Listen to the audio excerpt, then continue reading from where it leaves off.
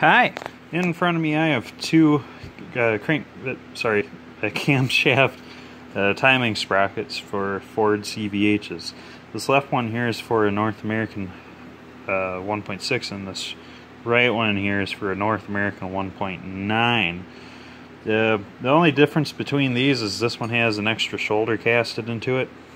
I don't quite know why.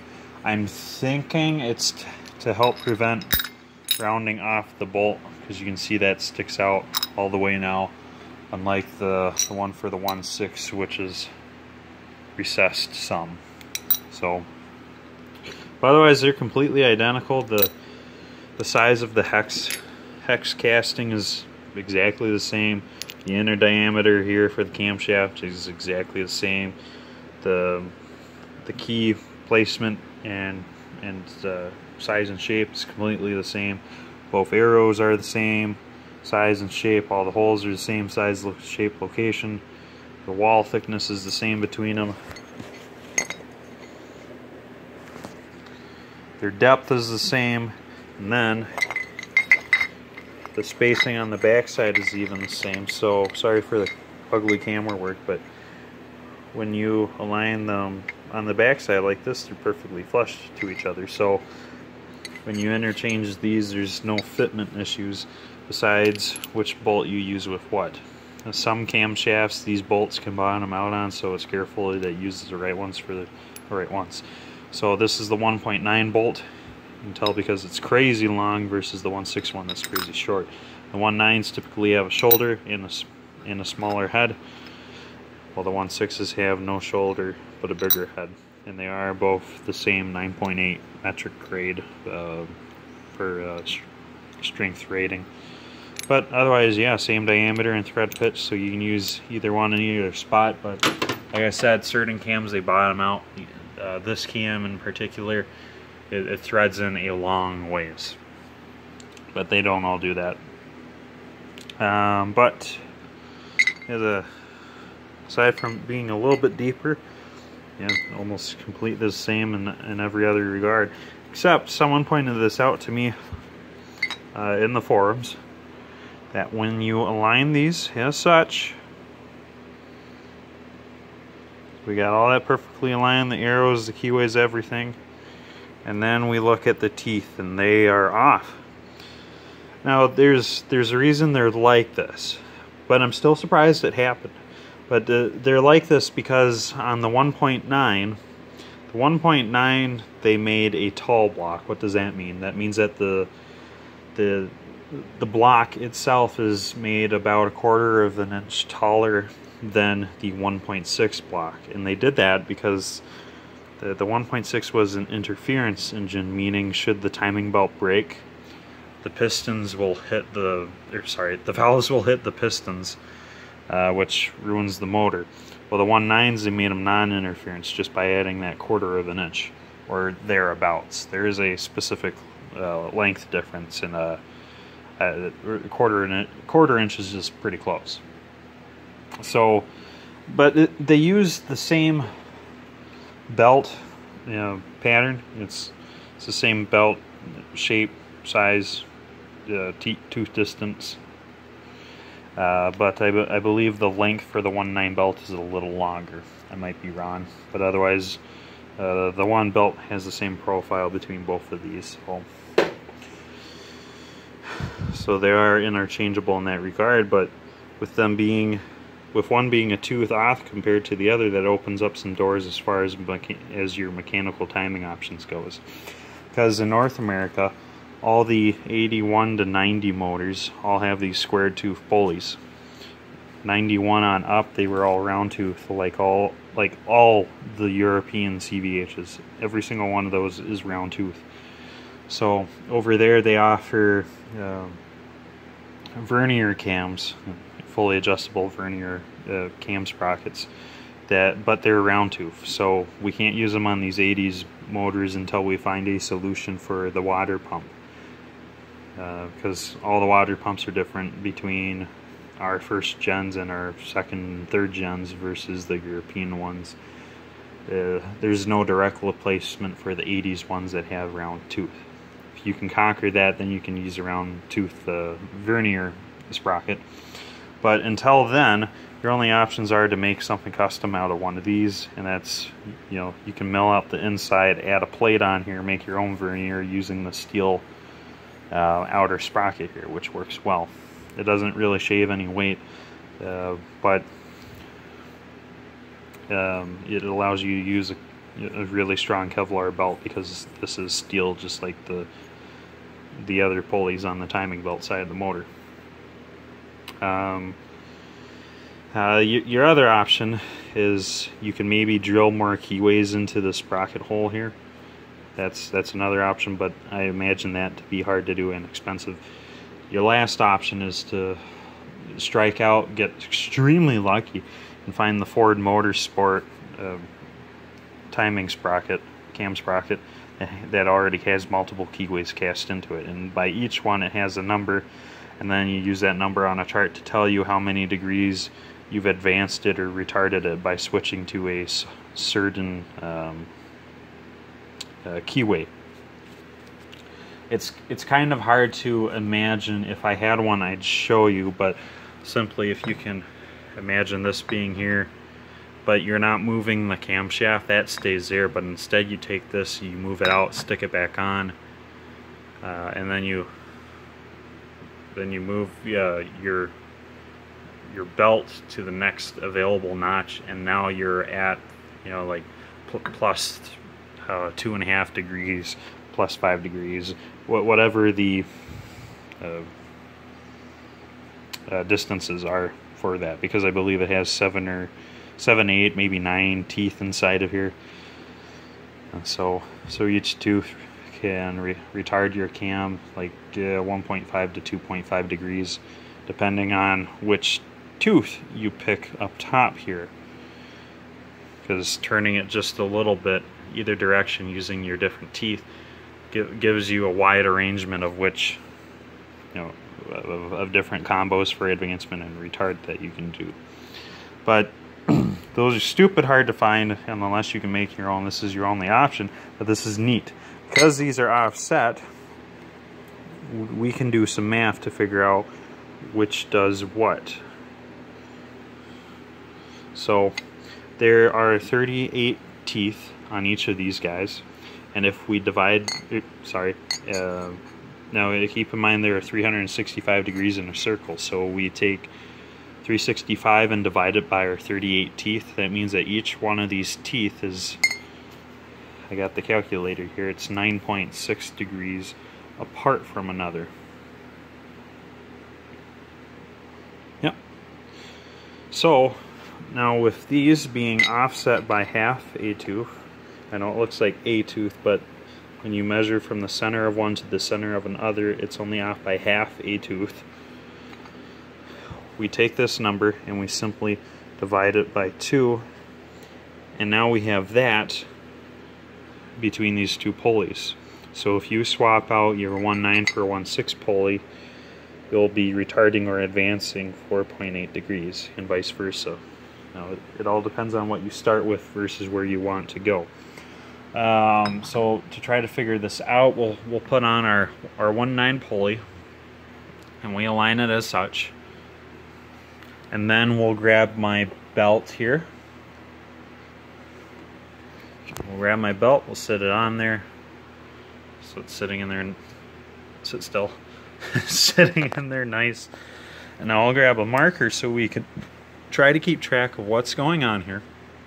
But you can see that this arrow points to a space. So I'll just color in this tooth up here so we can keep track of that. So now this belt will help us show top dead center of the crankshaft. So if we were to change out the sprocket, put a new one back on, and then position the sprocket and the camshaft together so that we keep this mark straight up, then we're good to go. So remember, this mark will always be the topmost point of the belt. I'm going to set my belt down, and I'll grab it in a minute. We'll take our 1.9 sprocket off. Sorry, I have to set the camera down Ford makes them snug for very good reason, so it does take 2 hands to put them down. And then we grab our belt here. Here's our mark. Now remember, the cam sprocket is still perfectly aligned. Assuming all is good, our camshaft is at TDC 0, assuming that's not flawed in any way. So that's where our mark lines up. It's perfectly on top, which means to make this seat one direction or the other, we have to turn the sprocket some, and now this can sit on top. So moving that half a tooth moved us over at 4.8 degrees. So I chose to move it over to the right. That advanced our cam 4.8 degrees, or we can move it over to the left.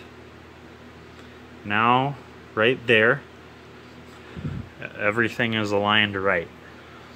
And aligned right is a general concept. This mark is top dead center of the crank, if you can still just try to remember that.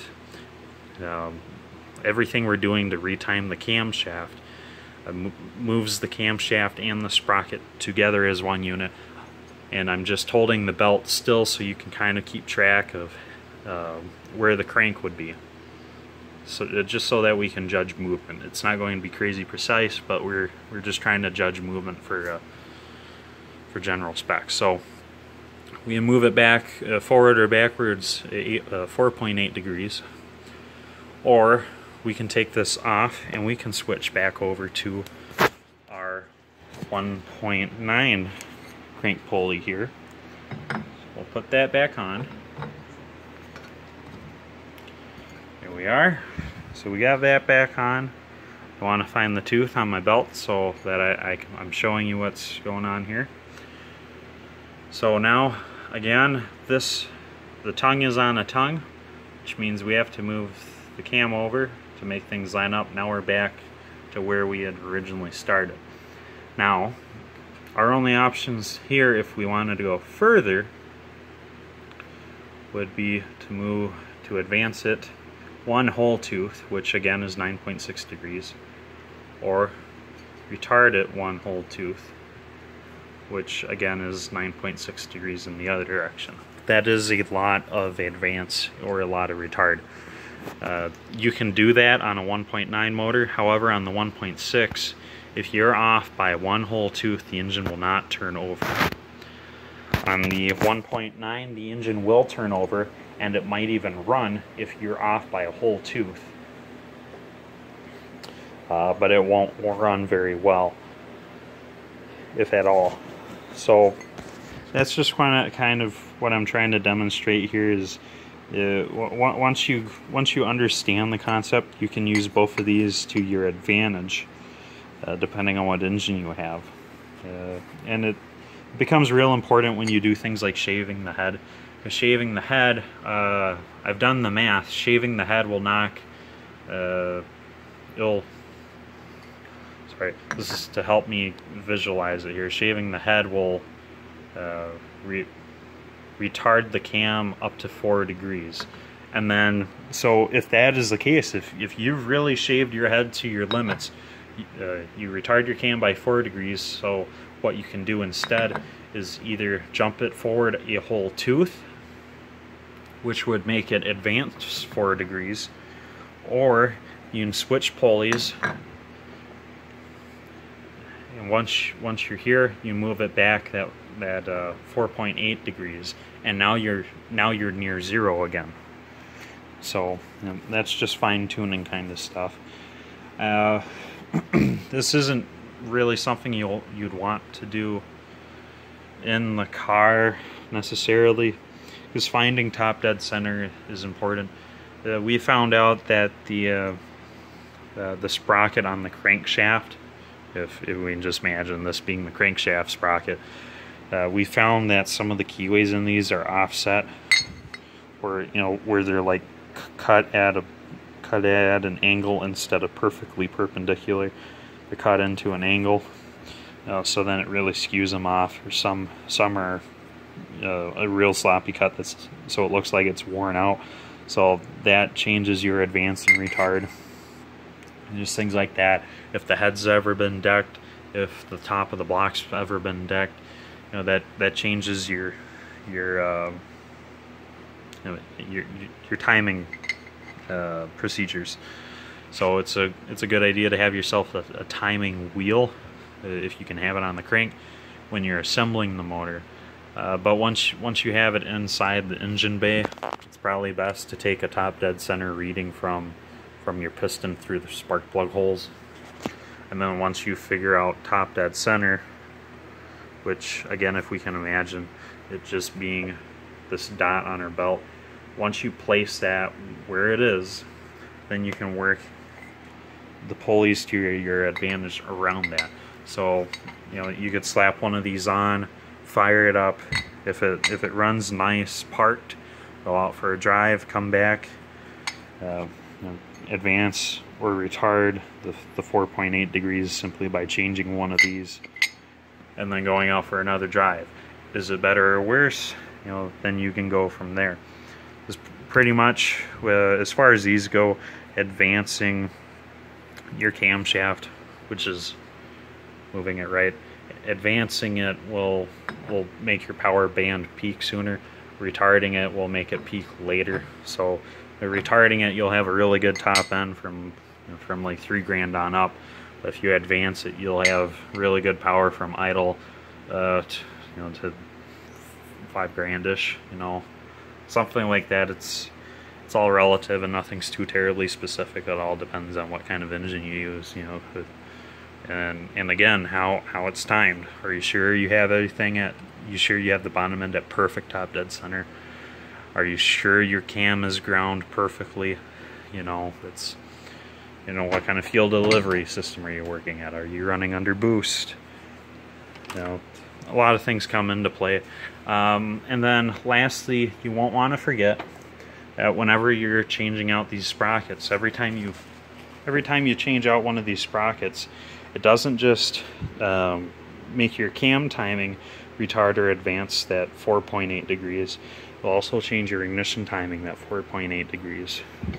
So every time you pull a sprocket off to put another one on, you'll have to knock back your ignition timing, then fire it up, then get it where you want it, go for a drive, come back in, maybe change out the sprocket again, change your timing, go back out for another drive, adjust your timing again, and then kind of see, well, was that better or worse, or where do I need to go from here?